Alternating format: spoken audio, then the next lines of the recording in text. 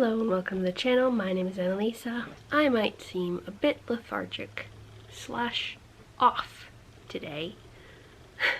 I've been feeling not so good for like 2 weeks.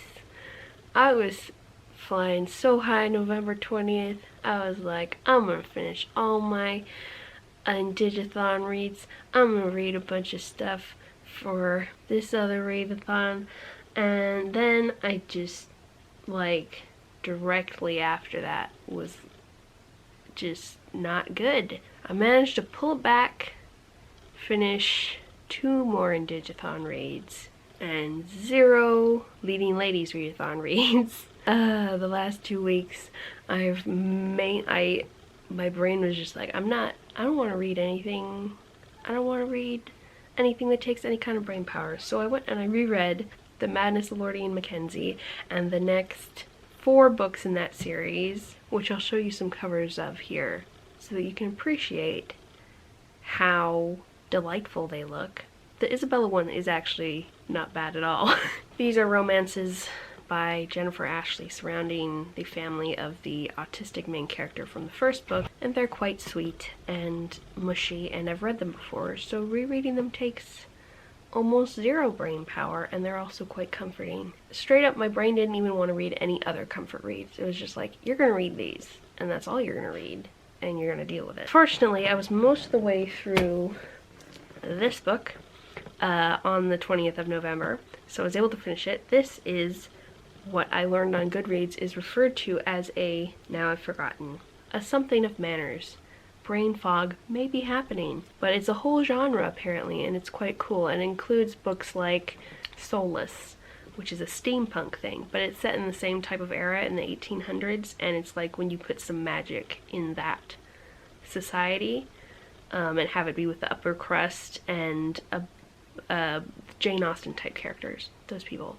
Although she was quite modest and set her eyes on the regular landed gentry and basically never had anything to do with dukes and duchesses, whereas a lot of modern books, you know, set their sights a little higher and don't restrain themselves in any way, you know, to the actual number of dukes who are in England.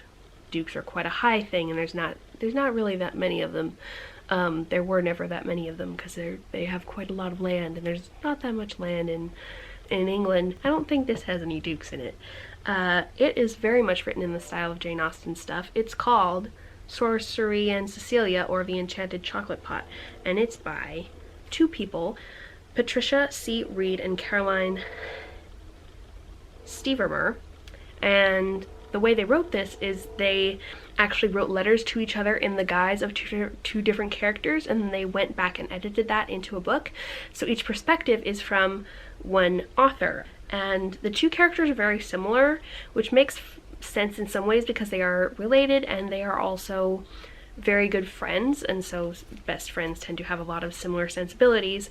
So their differences become clearer near the end of the book, where one is a bit more careful than the other one. But if you're looking for a duo that is very contrasting and then opposites work well together thing, not so much. And you can kind of tell that at the beginning of the story both authors weren't really sure where it was going, so it isn't set up in a very traditional way. I feel the way the plot goes, it goes quite slowly at first and then speeds up quite a bit and gets quite a bit more dramatic, but I kind of like that. It's about 2 girls getting involved with 2 boys who have a lot to do with a magical chocolate pot, and the boys being in a lot of trouble and the girls saving them from most of their trouble, and I enjoyed that quite a lot. The pair of romances was quite sweet. It was quite relaxing and peaceful, and gave me my fantasy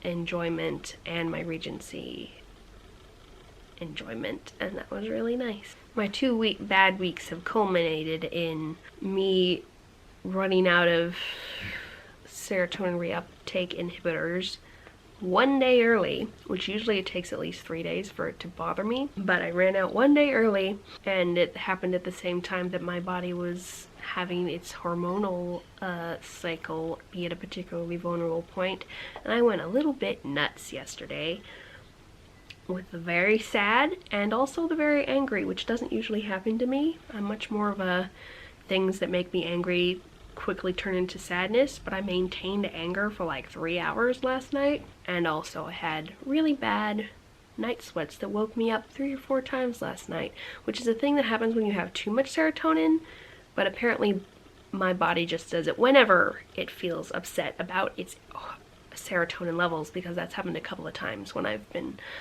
out of my medication for short periods of time. I have them back now, and I also just woke up feeling better and having a bit more perspective. That was quite emotionally exhausting. So that's why I'm a little loopy today. But I was also partway through This Town Sleeps, which was for the Indigathon, and it's quite short, only about 200 pages, and it wasn't too heavy. There were some heavy topics that I was a bit depressed about, but they didn't really dive into them super deep in this, and it wasn't particularly interesting to me. There were parts that I thought would be interesting, but then when I got to the end and saw the conclusion, they were super boring conclusions. So I'm glad I finished it, because I would have been curious about the ending had I not done that. It is a slice of life type story that frames itself as a mystery, like it even has a mystery sticker on it, but the mystery is a mystery to the reader and slightly to the main character, but not to anyone else. Everyone, including the police, know what happened, and there's not been a cover-up or anything. So finding that out made the whole mystery part of it seem pointless, and it turned out that the whole thing wasn't even about the mystery, it was about other stuff. So I would have appreciated this being framed differently, and in the summary and with the sticker and the genres it's called, it frames itself as a mystery, and then it's not. So that was very disappointing and boring, as I said. It was a whole investigation of something that didn't need to be investigated. It was just this guy poking into other people's business. Yeah. In the summary, not by people who I've seen review it, but in the summary it's framed as a romance, and that's not what I would call what goes on.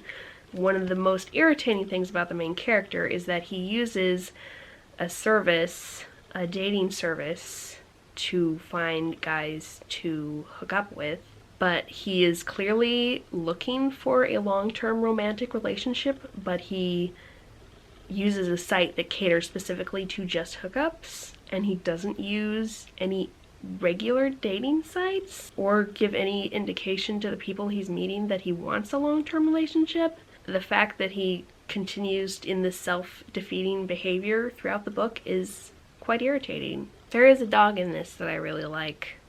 Besides the ghost dog that is advertised, there's a regular dog, and he's nice. This is a lot of slice of life of various different people, not just the main character going on, and it's slices of quite depressing life that has no real conclusion.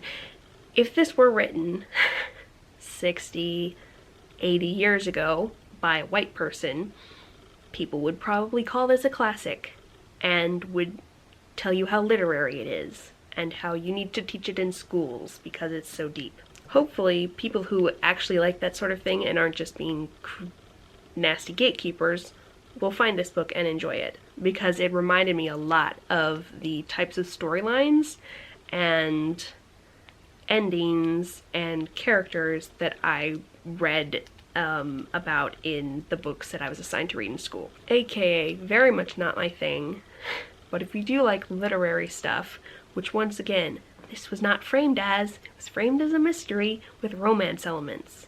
And I'm not blaming reviewers, that's how it's marketed. And with the stickers and the summary and how it's advertised. Why? It's not that. Which literary isn't a genre, which is very irritating because there are a lot of things that fit into that don't fit into other categories. Literary doesn't have a real meaning, it just means of literary value, and I wish you could just say, this is a literary book, and everyone would understand it doesn't have a real plot, or the plot is really boring, and no progress feels like it's made, and the characters are all irritating and not likable, and you generally just feel kind of depressed after reading it. Because some people do like those kinds of books. and they'd like to teach them in schools. So it would be nice if we had a phrase for that other than of literary value. And that way it wouldn't be advertised in other genres that it isn't. But I get really annoyed at book marketing for very many reasons, because it's about selling books and not about actually finding the audience that will like the books. Because some genres, and genre fiction in general, which is, I guess, literary fiction is considered separate from genre fiction. So like, when you say it's not genre fiction, that's a way of saying that it's literary fiction. But all the names for these things are very frustrating, because they mean different things to different people, and the publishing industry will not use them correctly. But this happens a lot with like age ranges too, where people will market a lot of things as YA that are not YA, because YA hypes the best. You get, mainly because teenagers and also the people who read YA who aren't teenagers are usually the type of people who really get into hype and are good at hyping up the books they like and are very internet savvy. But YA books get way more hype generally across the widest audience than adult and new adult and middle grade fiction. So a lot of things are marketed as that are not. And it makes it harder to find the things you're looking for.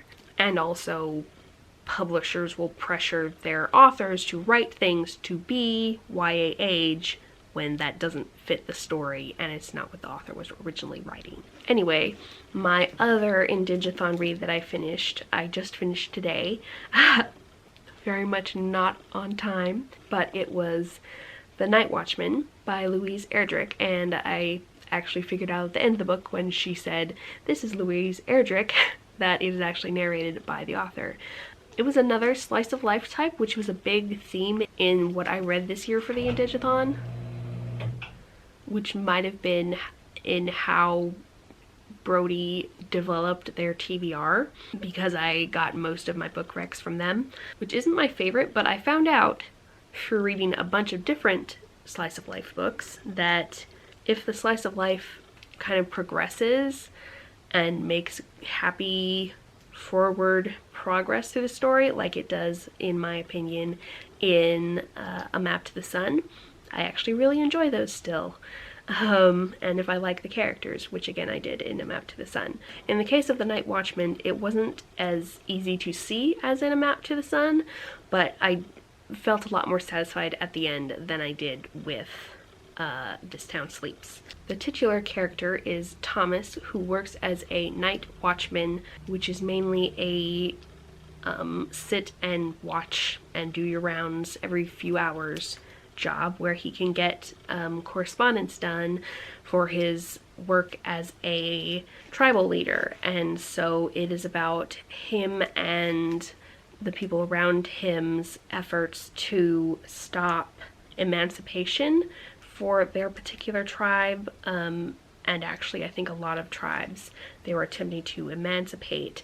In this particular era, it's based on a true story, which meant taking away all government support and apparently once again kicking them off the land that they had already been kicked to when they were kicked off all their other land. So there's a lot of talk about that, but there was also a lot of talk about the lives of various indigenous people from the same tribe who had lots of different things going on. One of them went to New York and fell in with some bad guys who attempted to get her addicted to some kind of drug or other and kidnap her, and about one of her friends slash acquaintances who follow her there wanted to help her out, and she was searching for her sister who had gone missing, and this character who had gone after her to help her was like was a boxer, I think.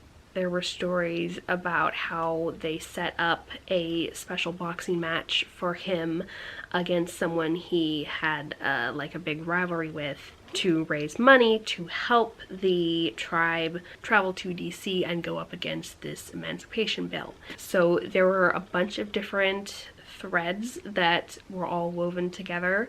And at first the whole New York thing seemed like a really bubble thing that didn't make sense with the rest of it. It made more sense as time went on, but it was quite jarring switching from her perspective back to the other perspectives in the beginning of the book.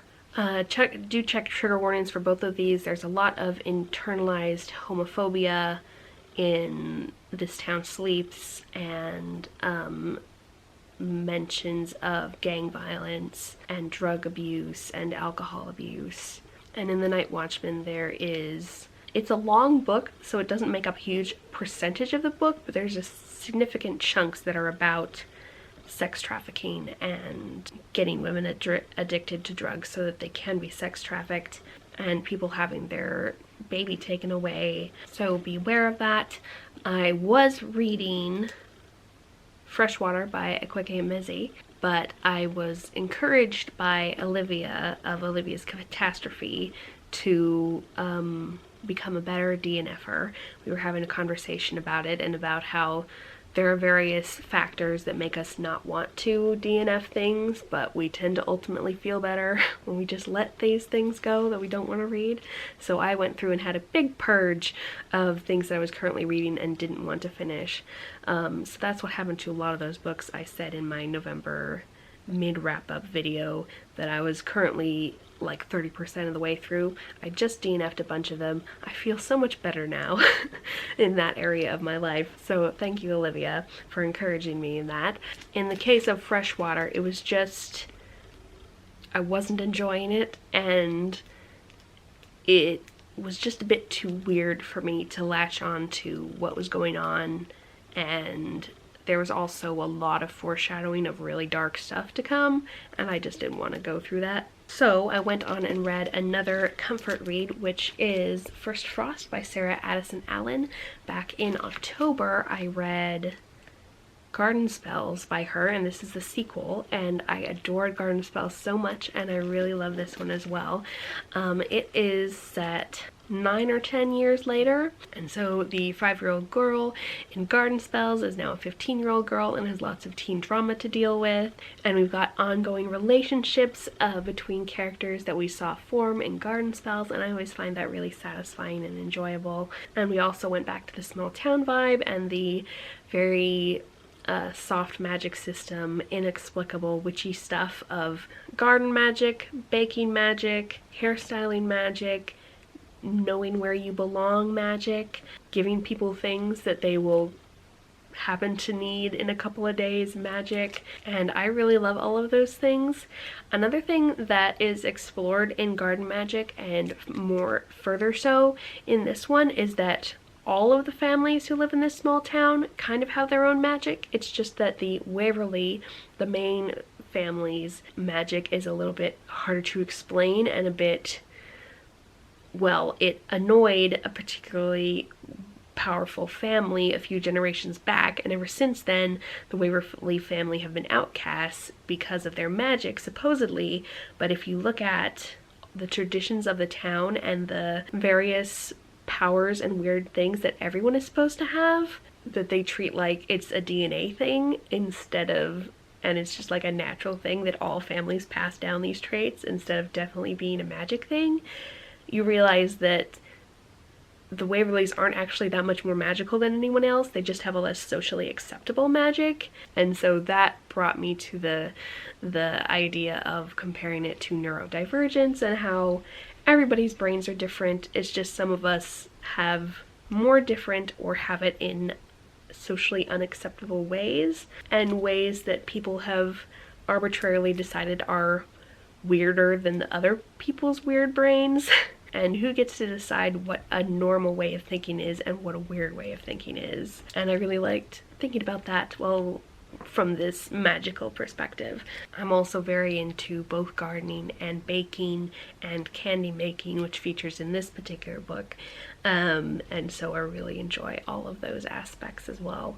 Plus, there is what I would consider a queer platonic relationship in this that started in Garden Spells and has continued here, where you get to see just how strong it is, and that is between a gay man and an old lady who's 89 now, I think, and they started living together when she was 79 or so, because he had a bad breakup and needed emotional support, and now they support each other in a bunch of different ways, physically and emotionally, because she now needs to carry around a little oxygen carrier, and he carries that for her and helps her with the physical stuff around the house, and she gives him a lot of emotional support that he still needs. And it's totally platonic, but they're super important to each other, and they live together. And I really like to see relationships like that. The last book that I finished in this time frame was The House in the Cerulean Sea by TJ Klune. I've really enjoyed other books like him, such as How to Be a Normal Person. You've seen this book all over the place. Very popular. Suffice to say, I really loved it. Really sweet romance, really sweet found family. Cool government dealing with foster kids vibes. I have a foster sister, so I'm a little bit acquainted with that system, and I really enjoyed it, and all of the magic was super awesome. I love that aspect. My camera is running out of space, so thank you so much for watching. I hope you are having a better start to December than I am, and I think things will be looking up, and I will see you in the next video. Bye!